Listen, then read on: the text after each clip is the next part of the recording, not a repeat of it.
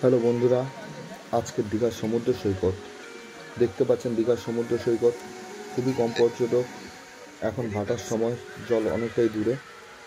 সমুদ্র সৈকতে গিয়ে সাক্ষাৎ হলো ফেসবুক ইউটিউব ফেমাস সাধনদা সাথী দিদির সাথে। খুবই ভালো লাগলো, ভালো মনের মানুষেরা। 2-3 দিন হলো দীঘা এসেছেন, খুবই ভালো লাগলো আলাপে। ফেব্রুয়ারি মাসে দীঘাতে পর্যটক খুবই কম আসে, যার জন্য দীঘা এখন অনেকটাই ফাঁকা। ভিডিওটি ভালো লাগলে প্লিজ সাবস্ক্রাইব করে দেবেন আরও ভালো ভিডিও পেতে।